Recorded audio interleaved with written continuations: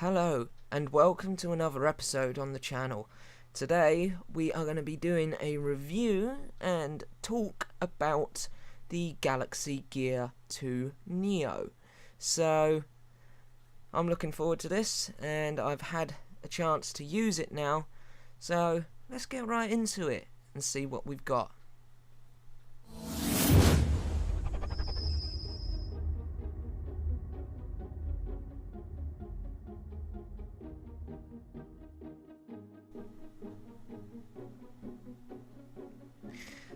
So, the device I got a couple of weeks ago, and I've actually been testing around with it for a little while now, so I've got a chance to actually get a feel for what it actually feels like. So let's get into the design specs and just the specs in general. So it has a plastic band around for the strap, which is adjustable for all wrists. I have small wrists, so yeah, I'm glad it is adjustable. It has an IP67 rating, which is actually quite good.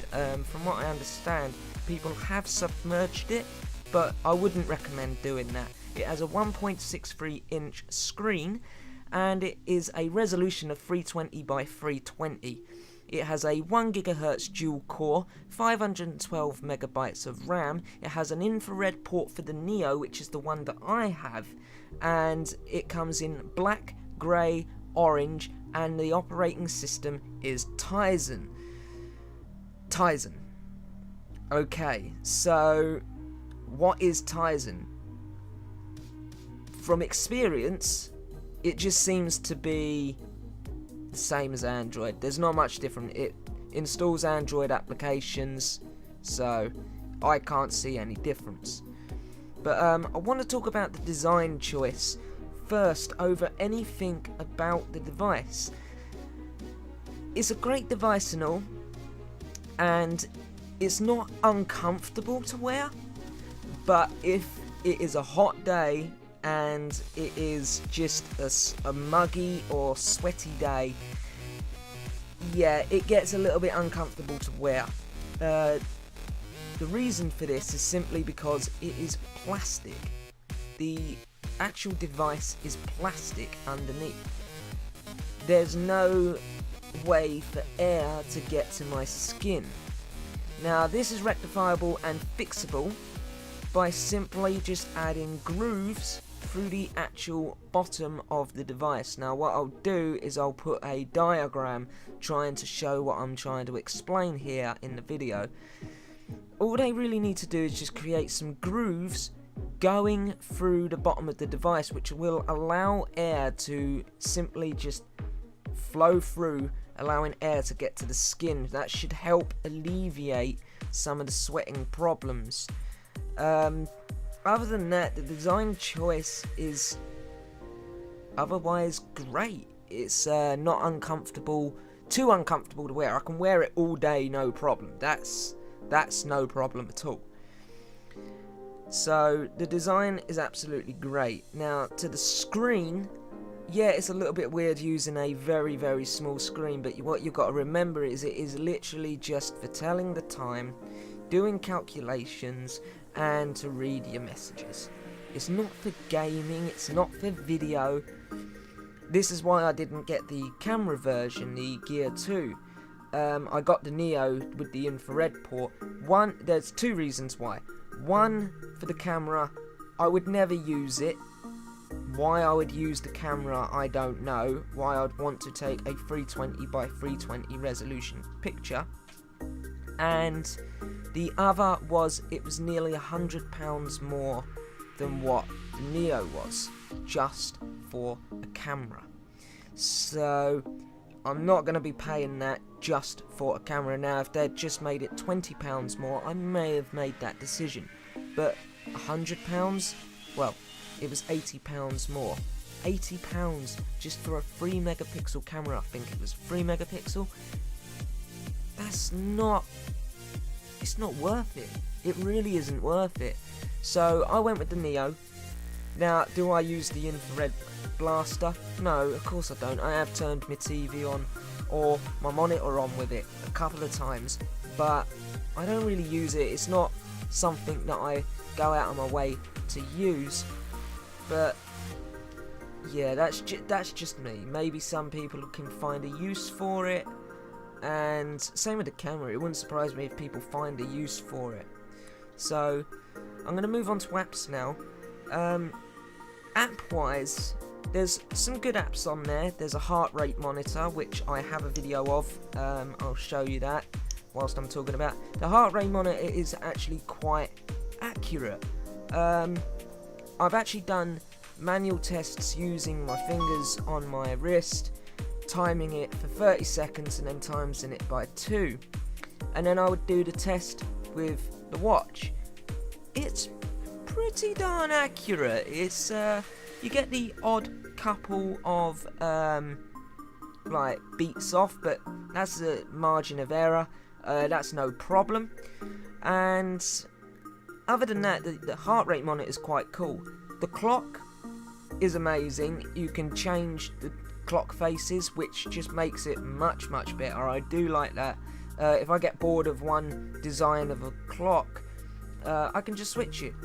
And that's the problem with proper watches, is if you get bored of the look of the watch, you have to go and buy a new watch, and that can get very expensive over time. Now, I think some of the faces that you can download, they cost £1 or so. That's going to be about $1.80, I think. I don't know conversion rates, so don't even bother with that.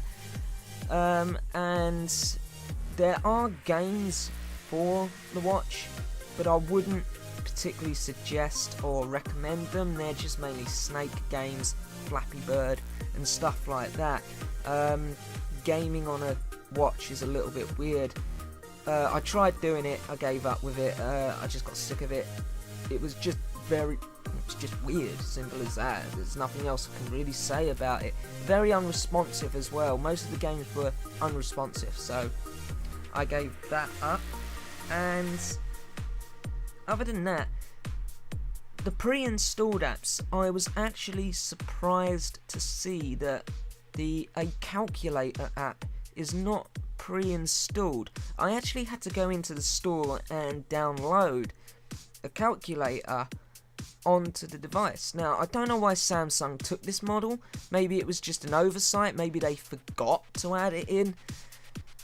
But it just seemed very odd that they had heart rate monitor, a IR blaster, the Watch On app from Samsung. Then there's the pedometer, and then there's a health app.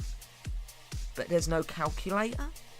Of all the things that could have been missing, they had to have the calculator missing. Now that just seemed very odd to me, so I had to download my own, a separate third-party calculator app. I tried to get one that was as close to resembling the stock one on the phone, so I did find one. I think it was called TerraCalc. Again, there'll be a video of it, me using it, and that just seemed very odd to me. The phone app is actually quite cool.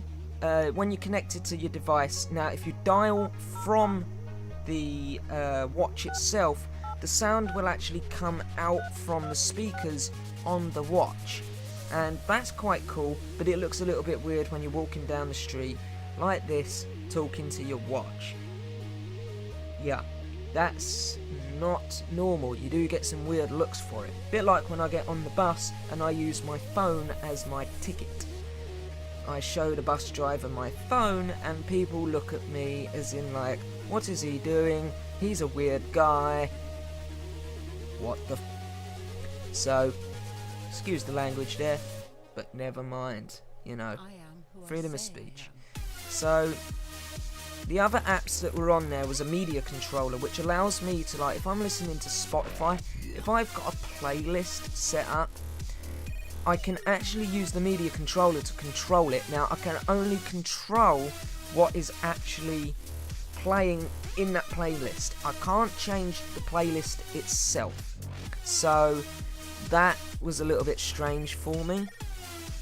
Hopefully companies like Spotify will come out with applications that allow me to change the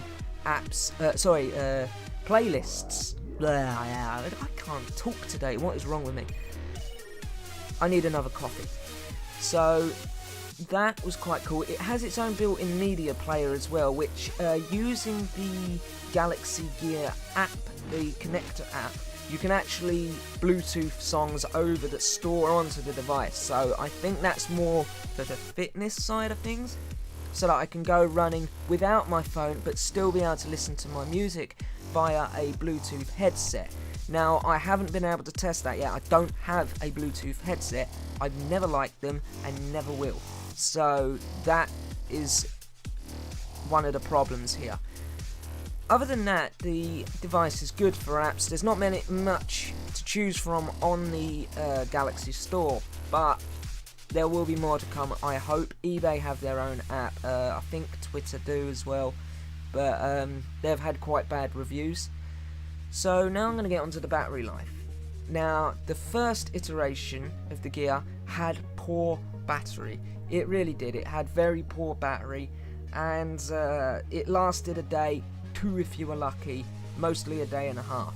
So to compare that, I went and tested it for 4 days, and after 4 days before I went to bed, so that was getting up at 7 o'clock in the morning 4 days before, going to bed at 11 at night 4 days later, I still had 8% battery left.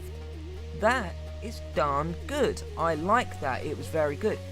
Now, testing with my phone, I was able to get 2 days of usage with a lot of emails and texts coming through because I didn't have to pull my phone out of my pocket, put it back in, put it out of my pocket, put it back in. So that was actually really, really good. They are practical. I've seen a lot of sites saying they're impractical. What are you on about? They are more than practical. They're very useful. And I really hope that the smartwatch really innovates the future. Maybe phones can start coming with them. Very, basic ones. But I would be more than happy for phones to be coming with a smartwatch free with the device. So yeah, I hope that's a change in the future. With other wear, I haven't really tested it, so I can't really talk much on that, but that's pretty much everything that I've really got to say about the device. It's good, so let's get to the conclusion. Is it worth £169 in the UK? I don't know. I would like to see it dropped to maybe 100 for the Neo and 169 for the camera version. I think that's fair. If you're gonna do the £80 plus mark just because you're getting a camera, then I would like to see the Neo version for £100 and the camera for 169. I think that's a better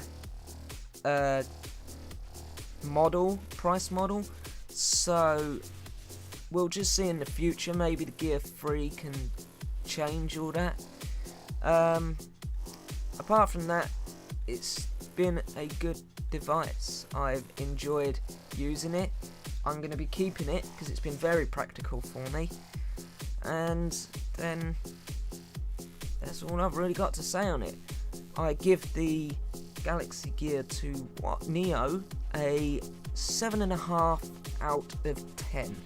So yeah, there could be better improvements. It's not perfect. One of the main downsides of it is simply you can't use it with other devices. You can't use all the features anyway, so that's a downside to it. But other than that, it's been a good device. I wear it every day, day in, day out. I charge it every 3 days. It's been good. So well done, Samsung. That's much better than what you did before, but there can still be better improvements.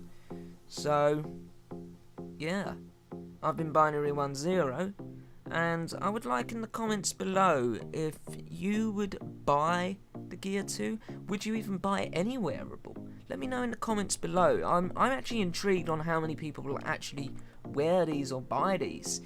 And also leave a like, that would be very helpful. It lets me know that people have enjoyed the video. So if you did like it, leave a like, would be greatly appreciated.